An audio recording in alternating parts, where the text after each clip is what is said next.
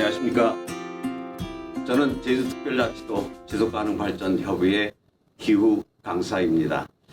오늘은 탄소 중립을 위한 물에 대한 이야기를 함께 나누고자 합니다. 여러분, 물 없이 하루를 시작할 수 있을까요? 아마 불가능할 겁니다. 우리 마셔야 되지 않습니까? 씻어야 되고요. 또 음식을 할 때도 물은 필수적입니다. 이와 같은 물이 우리에게 주어지기까지 어떤 과정을 거칠까요? 여러 과정을 거칠 수 있겠지만 중요한 것은 하늘이 우리에게 물을 선물로 줍니다. 그런데 여기 문제 하나가 있습니다. 하늘이 주는 선물, 이 물이 점점 줄어가고 있다는데 문제가 있습니다. 그렇다면 왜 물이 줄어갈 거예요? 무엇 때문에 우리에게 주어지는 물이 점점 줄어가고 있는 걸까? 큰 요인 두 가지를 생각해 볼 수 있습니다. 첫째 요인은 하늘이 주는 선물이 줄어가고 있습니다. 자, 여러분 여기에 있는 포스터를 한번 자세히 살펴보십시오. 이 포스터는 3월 22일 세계 물의 날 홍보하는 포스터입니다. 이 포스터를 보시게 되면 오른쪽은 푸르름이 있습니다. 반면에 왼쪽은 메마름이 있습니다. 푸르름이 있는 곳은 생명이 있지요. 그러나 메마름이 있는 곳은 죽음밖에 없습니다. 이와 같은 현상은 바로 기후변화와 물 부족의 현상으로 인해서 나타나고 있습니다. 다시 말하면 기후변화가 주어지는 영향이 오늘 우리에게 이처럼 다가오고 있습니다. 기후변화는 온실가스 증가로 인해서 기후가 점점 뜨거워지고 있는 현상이지요. 이 기후변화의 현상이 크게 두 가지 아주 좋지 않은 현상으로 나타납니다. 비가 내립니다. 예전에는 비가 전체적으로 나누어서 1년 내내 고루 주어졌습니다. 근데 지금은 비가 오면 폭우가 쏟아집니다. 그래서 물이 넘쳐나지요. 또 하나 가뭄이 계속되어집니다.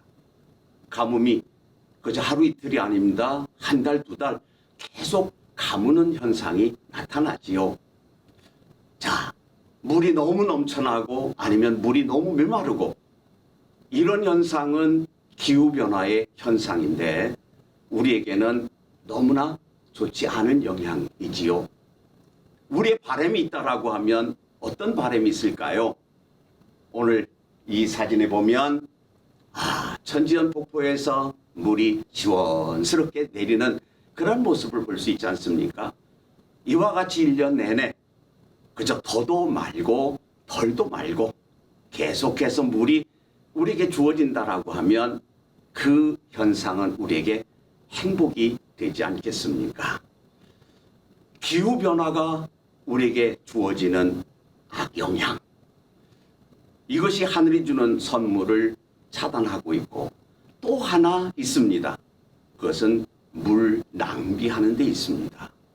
물을 물 쓰듯 한다, 이런 말 종종 하지 않습니까? 물을 물 쓰듯 합니다. 물을 너무 낭비하고 있다라는 얘기입니다. 자, 여기 보면 물을 좀 절약할 수 있는 방법을 그저 서너 가지만 제시해 놓았습니다. 양치할 때, 그 다음에 설거지할 때, 그 다음에 또 샤워할 때. 여러분 일상 속에서 매일매일 이어지는 모습들 아닙니까?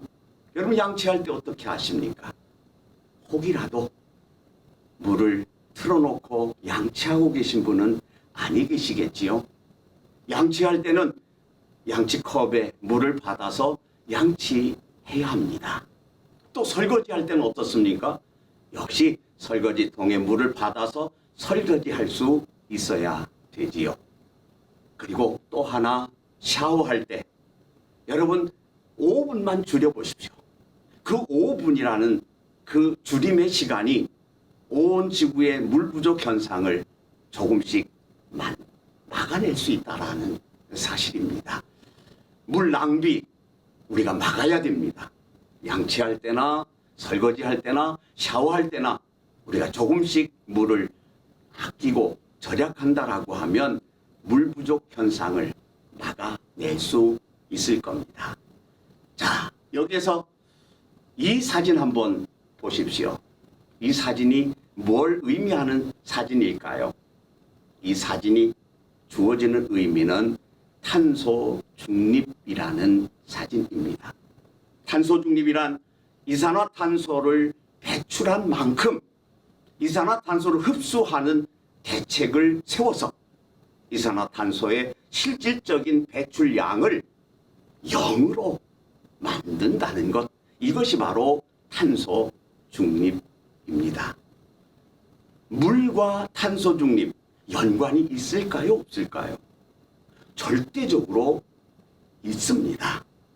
물을 아껴 쓰면 바로 그것이 탄소 중립을 실현하는 데 크게 기여한다라고 하는 사실이지요.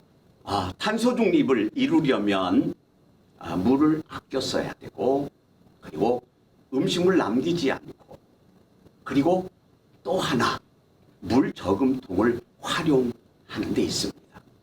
물 저금통 조금 생소하게 들리지 않습니까? 물 저금통이라고 하는 것은 버려지는 물, 비가 많이 올 때에 그 물이 그대로 다 흘러가지 않습니까? 그 물을 받아서 뭐 허드렛 물로 사용한다라든지 청소하는 데 사용한다라든지 뭐 걸레를 빠르는 데 사용한다든지 여러 가지로 사용할 수 있는 겁니다. 가정에서는 그저 처마 아래에 큰 다라를 놓고 물을 받아 놓았다가 쓸 수 있겠지요. 근데 또 하나 조금 작업이 이루어지지만 이 사진은 바로 물 저금통을 만드는 사진입니다. 빗물 저금통을 설치하는 현장입니다. 자, 이렇게 처마 밑에 큰 물통을 놓고 이 물을 받아서 활용하는 것이지요. 이 사진은 바로 빗물을 활용해서 생명 텃밭을 일구어가는 제주특별자치도 지속가능 발전 협의회 텃밭 이야기입니다.